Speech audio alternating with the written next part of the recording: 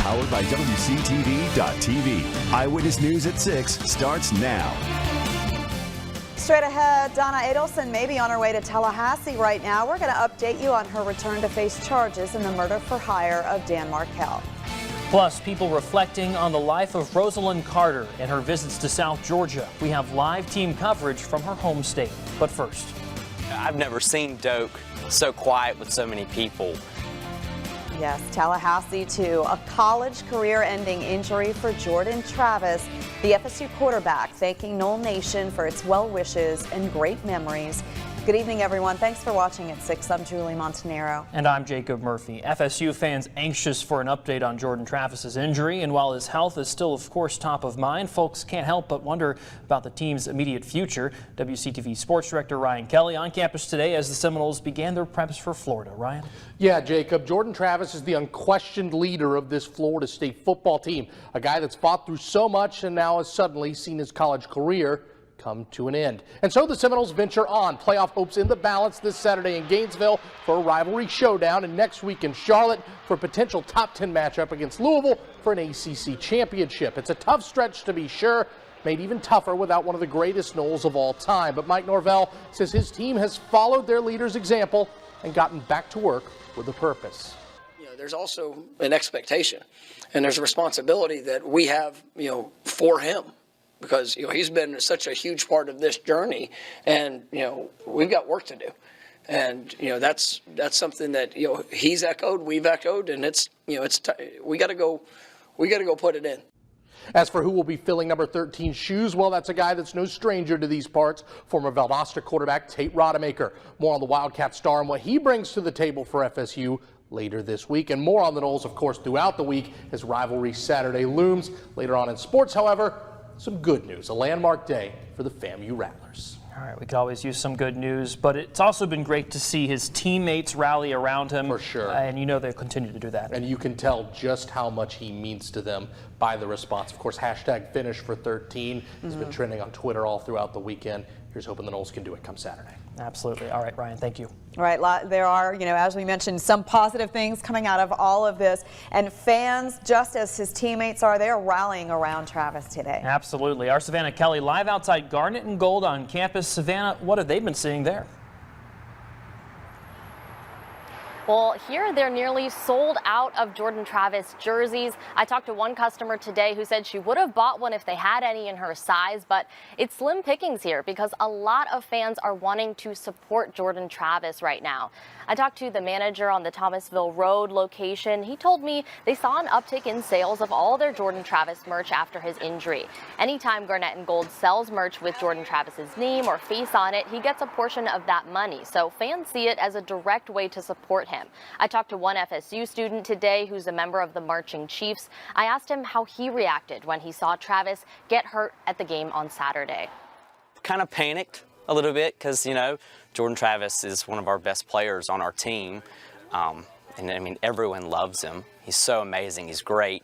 And to have him out was, a scare for us. It's a scare for the rest of the team, scare for the rest of the season.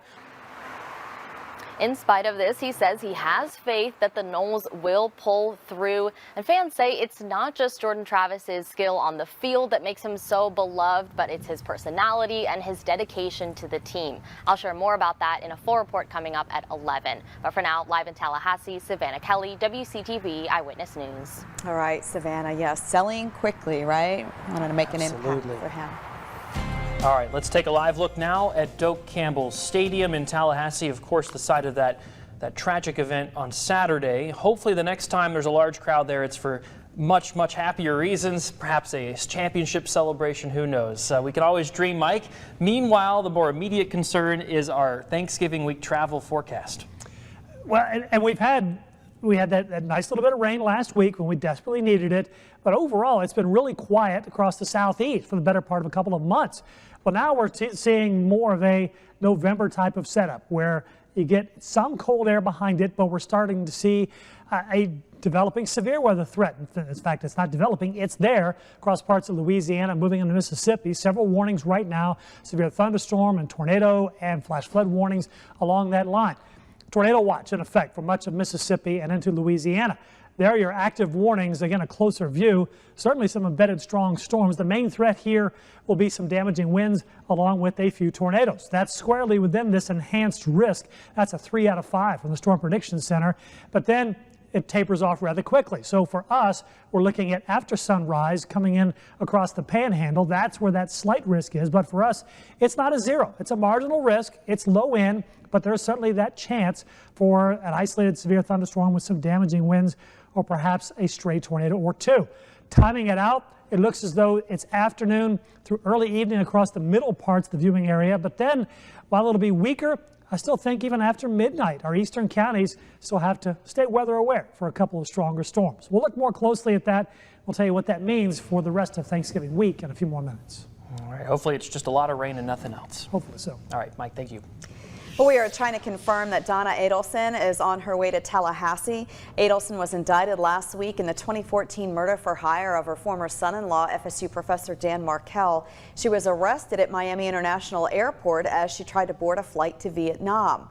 Adelson is no longer listed as an inmate at the Miami-Dade County Jail, where she's been held since her arrest, and she has not yet been booked into the Leon County Jail. We'll keep you posted. To South Georgia now, where yesterday officers responded to a deadly shooting in Cairo. Cairo police say it happened on 4th Avenue Southwest. Police say the shooting victim was taken to Grady Hospital, where she died from her injuries.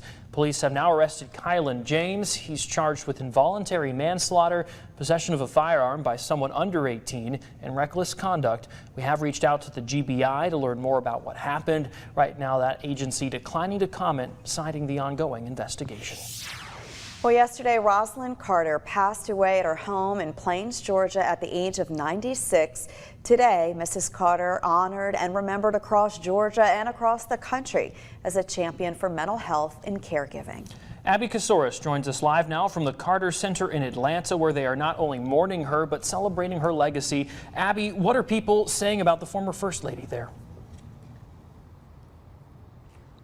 Well, there is a growing tribute here at the Jimmy Carter Presidential Library, with people offering their condolences and their support for the entire Carter family. Whether somebody knew Rosalynn Carter or whether they were just touched by her life's work, they mention her championing mental health support.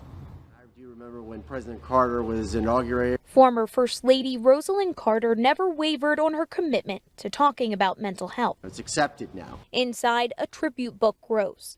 Polly Jeanette wrote to her hero. That a woman in her time had so much impact on her husband, on the political system. Jeanette is one of the countless lives touched by Carter, who championed for mental health awareness for more than 3 decades. Mrs. Carter will be forever in my memory as a mentor and friend. Darlene Schultz is the former CEO of 3 Keys, a nonprofit for homeless individuals looking for help and a place to stay. Rosalynn served as an honorary board member since day one, joining them at every fundraiser until a few years ago. She was just so giving of her heart, herself, her time to 3 Keys.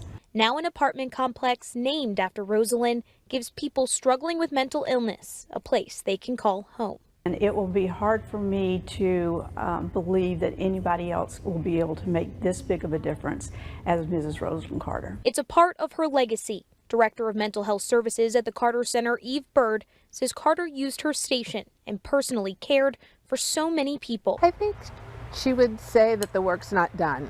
We've made great strides. We feel like stigma is going down. We still have a lot to do. We've seen crews here all day. In fact, they're still here, even late at night. They're readying the Presidential Library as well as the Carter Center, who will host several different tribute events this upcoming week. It'll be the time for people who want to come out and pay their tribute and show their respects to Georgia's first and only First Lady. Live tonight in Atlanta, I'm Abby Kasoris. All right, Abby, I'd imagine the Carter Center will see a lot of traffic over the next few days as people honor the former First Lady. Thank you. Well, Rosalynn Carter's impact, of course, reached far beyond their hometown of Plains, Georgia. The Carters were no stranger to lots of other small towns and communities across the state. Our own Brianna Shaw in Thomasville tonight with how residents are remembering Carter there. Brianna?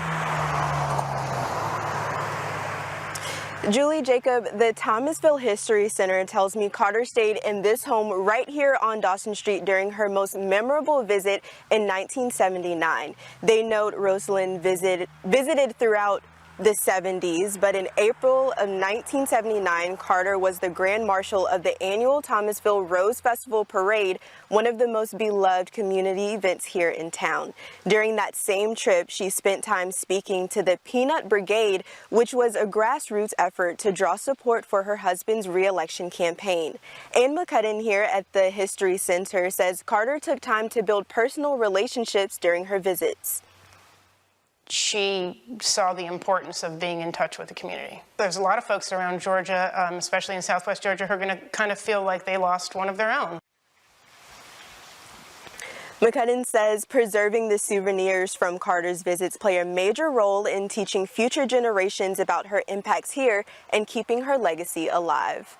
Here live in Thomas County, Brianna Shaw, WCTV Eyewitness News. It sounds like so many people have so many great memories of her visits there, and just to see those photos of her walking down the streets of Thomasville is so special. Thanks for sharing those, Brianna.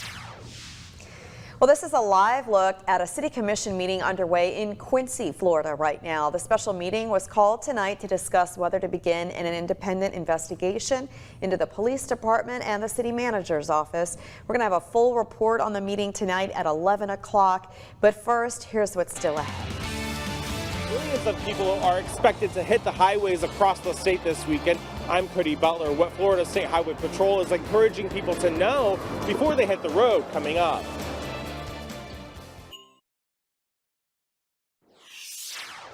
This isn't exactly breaking news. Florida's highways are expected to be packed this week with millions of people traveling for Thanksgiving. The Florida Highway Patrol is hoping this year will be safer than last year. Yeah, FHP says more than 500 people died in crashes over last Thanksgiving weekend. Troopers tell our Capitol Bureau reporter Cody Butler that they are hoping changes in state law will help. Expect bumper-to-bumper traffic on Florida's highways through next weekend.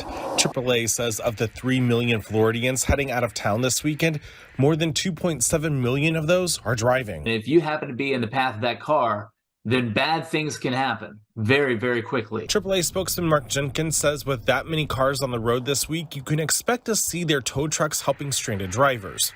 Florida law says drivers have to move over for service and emergency vehicles on the side of the road. In January, that law will expand to include disabled vehicles too. You've got cars speeding past you at 60, 70, 80 miles per hour.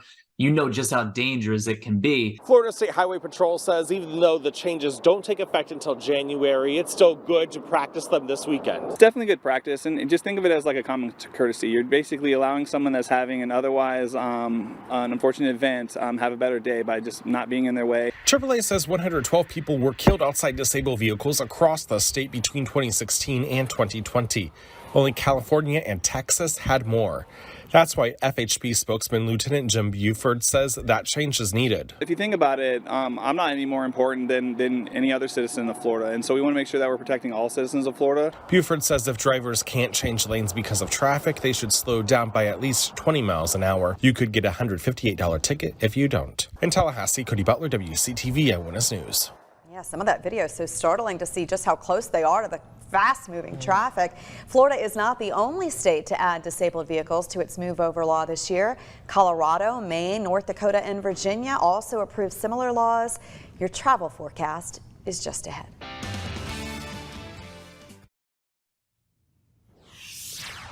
Time now for something good from Tallahassee firefighters. It's not a cat in a tree, rather a dog in this fire. TFD responding to a fire on Sunday that started in a car and spread to the building. But look at this. When firefighters searched for people inside, they rescued a dog. No other people were found inside. The pup did get some oxygen through a pet mask. And we're so grateful the first responders were there to make sure he's okay. If you have something good to share, send us the pictures or videos on WCTV.tv.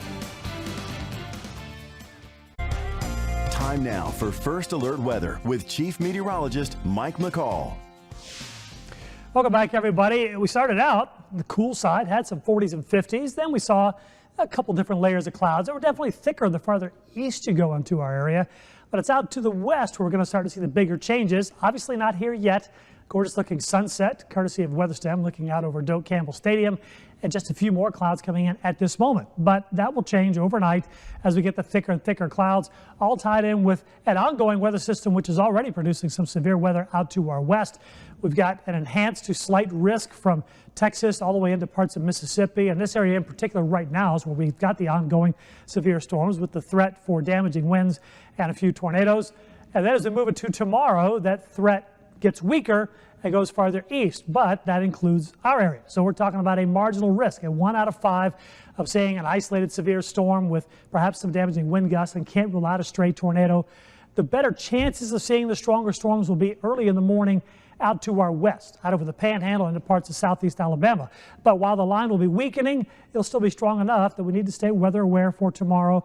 And for our eastern counties, that means tomorrow late night into Wednesday morning. Although, again, it'll be weaker than what we're seeing right here, which is good news because it's tornado watch. We've got several different warnings, severe thunderstorm, tornado, and flash flood warnings all along that line.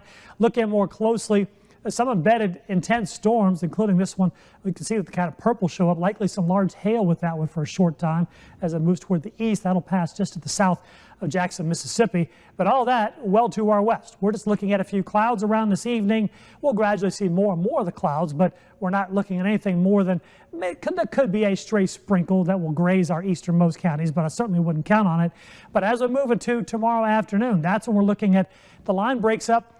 This may be a little bit overdoing it. I still think we'll have a good chance for afternoon and evening showers and storms. One thing this model does is it does kind of bring it back together late tomorrow night into Wednesday morning over our eastern counties. So that's why I say everybody needs to stay weather aware, get that First Alert weather app, and we'll let you know a little more on the timing tomorrow, obviously, but certainly a day that you'll want to pay close attention to what's happening out to our west. And then by the time we get to Wednesday, we get back to the really good stuff, and that continues on into Thanksgiving Day. A cool and dry Thanksgiving Day. Rainfall amounts, not too much the first half of the day, but it's the second half of the day when we could be talking about an average of about a ½ inch to an inch. Certainly some spots could get more, as we know, a little bit less than some other spots too. In the meantime, it's not a bad late afternoon. 66 Thomasville, still in the 70s, Tallahassee and Valdosta. So low to mid 70s in the warm spots, 60s elsewhere. The wind, though, that's something we haven't seen much of with the last couple of systems. Definitely more of a breeze, a southerly breeze picking up 15 to 20 miles per hour tomorrow afternoon. So that breeze tonight will keep us milder as lows stay in the low 60s to around 60 before we hit those mid to upper 70s tomorrow afternoon. Quick check of the tropics just to let you know we are free and clear, nothing doing. There's a little weak disturbance down over the Caribbean, another one in the Atlantic. That one's moving east, that one's moving west, zero threat to us. There is some cooler air behind this system, and that's the cooler air that will arrive here by Thanksgiving Day. Also, there's another little weak disturbance which should be enough by Friday to bring back a chance for some scattered showers. That will not be the same type of system. I'm not expecting thunderstorms with that. All our thunderstorm chances will be with this line that comes through tomorrow afternoon and tomorrow evening.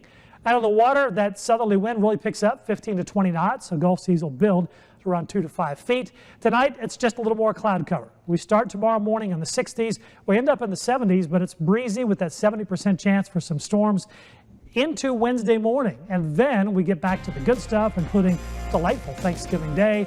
Some Friday showers make way for a nice looking weekend, still with lows in the 40s and highs in the 60s. How soon after hiring us did I give you my cell phone number? And now, WCTV Sports from the Kraft Nissan Sports Desk.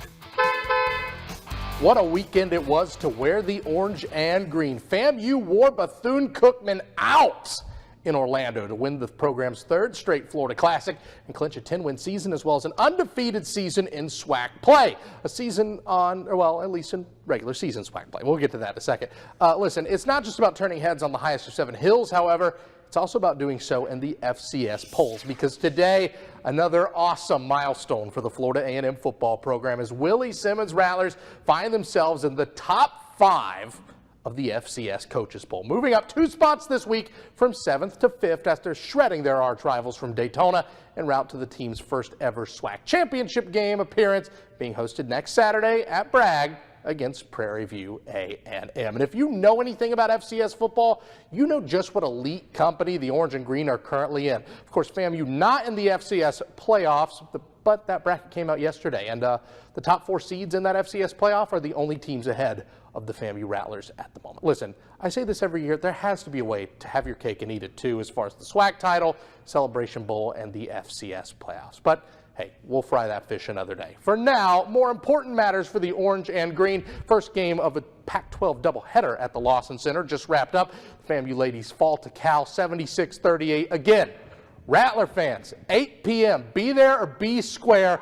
Watch FAMU play the Oregon Ducks tonight. I know Coach McCullum and the guys would appreciate your support. The Noles also in action, and they're in Daytona Beach for one of those little preseason tournament thingies, and they've got themselves a nice little 7-point lead at the break over the Runnin' Rebels of the University of Nevada of Las Vegas. I've always wanted to say that full. Anyway, highlights for that one coming up at 11 as well as the Rattlers and TCC men's team back at home at the Eagle. Oh man, so cool Oregon's in town. It's 8 o'clock. Kudos to the Pac-12 for doing this scheduling arrangement. It's not just FAMU, it's with the rest of the SWAC schools, so that way they're going to get the gate to these big games as well. Awesome stuff on their part. CBS Evening News is next.